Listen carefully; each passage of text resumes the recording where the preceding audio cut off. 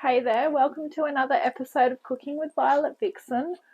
Today I am going to show you how to make tomato relish. This is a pretty easy one.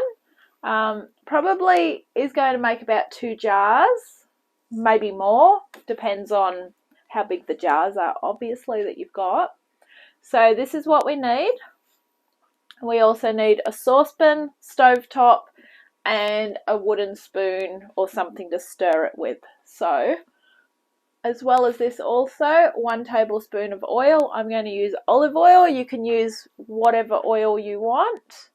Come on in and I'll show you the ingredients. Alright, so it's fairly easy. I got my cooking spray and my olive oil to make sure that I don't have too much mess to clean up. 2 jars, I just use, I try and recycle jam jars, so I keep a few of these for days like this if I make jam or relish or something like that. 1 chopped onion, 1 crushed garlic clove. That is as good as crushed in the super crusher. A 400-gram can of diced tomatoes. Diced or chopped, it's the same thing. For ages I've been able to buy tins where I don't need this, but today I have to use this, so that'll be exciting.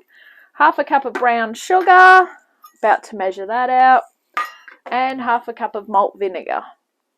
Now, as I said, this is really easy. It's going to sit on the stovetop. We're going to bring it to the boil and then simmer it for half an hour. I'm going to put it into probably 2 jars, cool it in the fridge for a while, and then I'm just doing a real simple warm-up dinner tonight, something from the freezer, which I'm going to enjoy this tomato relish with. So, let's go. Okay, so first step is to spray the saucepan. Sorry, I just had a senior moment there, I forgot what I was doing. And grab 1 tablespoon of olive oil and crank the heat up to high. You can actually start and crank the heat up now because we want to get this hot. Okay, in goes olive oil. As I said, if you don't want olive oil, you can use vegetable oil, whatever oil you use. So yeah, that's that. Once that gets hot, we are adding the onion and the garlic. Alright.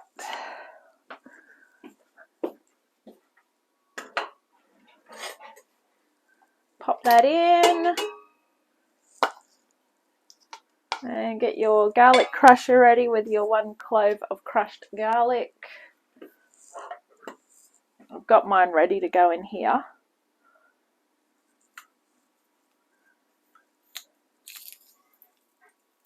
I want a nice big clove of garlic. You want to get that garlicky taste going on. Otherwise all you're going to do is taste tomato and onion. Alright. Give that a scrape. Okay, so we're going to cook this for about 4 minutes until everything's all fragrant and well, the onion's softened. There's that piece. I couldn't get that piece off, so I'm going to get that out now. Okay. Alright, let's go. Let's cook. Now, to sterilize the jars, there's a couple of ways of doing it. I normally just soak them in hot water in the sink. So I'm going to do that now. And basically, you can tell if a jar's sterilized because once we put the ingredients in, I'm going to turn it upside down and show you. When you go to open a jar, say if you go to the supermarket and you buy, let's just say, a jar of jam. If it's been sealed properly, for starters, you won't have that button that you can press because that won't press. When you go to open it, you'll hear it pop. so there's two ways to know if it's sealed. So I generally just put hot water in them. The other way of sterilising them is in the oven. Prior to starting this cooking show, I was doing a few different jams and the different variations on jams and marmalades and things. So I haven't got those as episodes, unfortunately. I had some exciting times trying to make jam. All those jams were enjoyed, and marmalades, crumpets, muffins, raisin toast, anything like that. So they were good with that. But anyway, this is a different thing. This is a savoury treat, and tomato relish you can use instead of the place of your tomato sauce if you want something a little bit fancy for a change. So, as you can hear, it's sizzling away. Keep stirring it every now and again. Right, I'm going to go and open that jar. Not the jar, the can of tomatoes. Isn't that so weird? It's been forever since I've had to use a can opener. Anyway, we can deglaze that can when we put the vinegar in. So normally if I'm deglazing anything, it's with water, but I don't want to put any water in this. We want to keep it nice and thick. So in goes the can of tomatoes.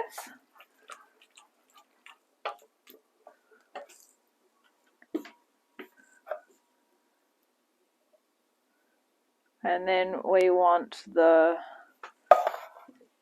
half a cup of malt vinegar, which I'm going to measure out now. Malt vinegar is the one that I like to use if I have it on my chips.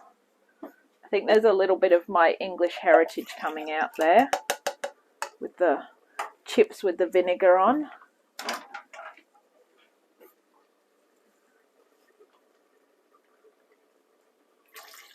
The English like vinegar on everything. Fish and chips. And it's nice. Vinegar on chips with salt is nice. So if you haven't tried it, go for it. It's great. Alright, finally we want our half a cup of brown sugar.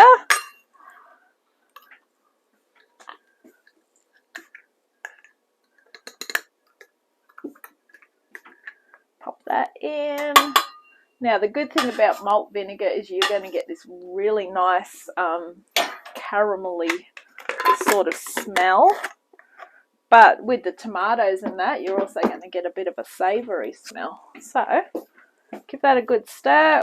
We're coming to the boil now, which is awesome. Oh, it smells good already. Now you're going to season it. Add some salt and pepper to taste. I'm not too much of a fan of salt, but I do love pepper, so in goes some salt. And crack some pepper in. As you can see, we're nearly boiling. So once we're boiling, we're going to simmer for half an hour with the lid on.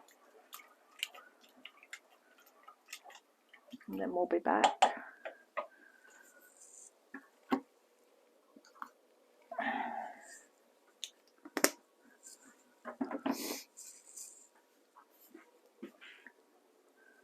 Alright, see, it's nearly boiling.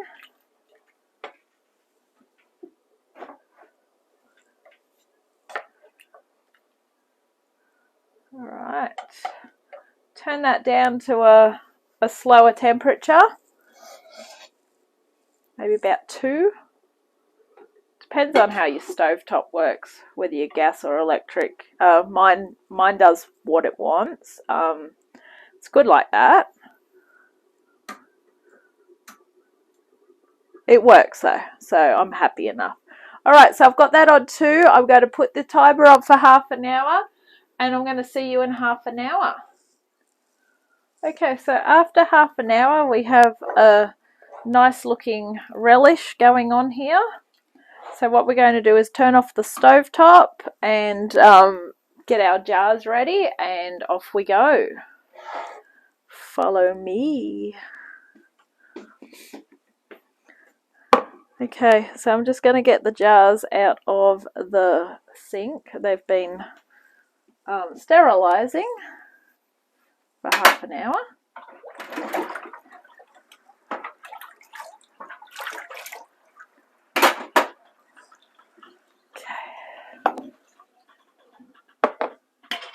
Might only need one jar. I've done two just in case though. I might use the bigger jar that I've got, which is the 500-gram jar. So give it a dry.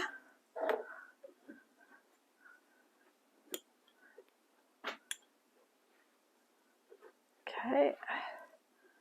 Now while it's still nice and warm, this is a good time to be doing this. So grab a spoon. Try not to burn yourself, and pop it into the jar. You can probably try and pour it in.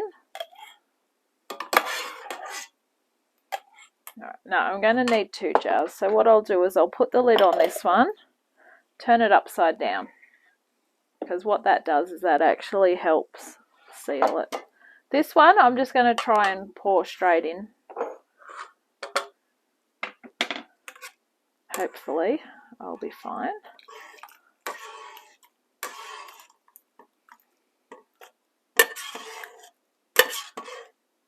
Oops, we're a bit full here. Alright, I'm going to open the other one.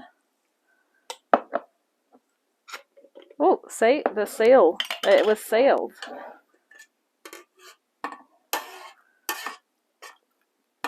I'm making a mess. And unfortunately, I have to clean it up.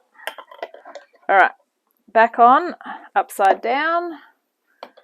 When I went to reopen it, after only however long that was good. Okay, so that has left us with two jars. And I'm just going to leave them upside down for a while. You don't want to put hot jars in the fridge because they can crack. So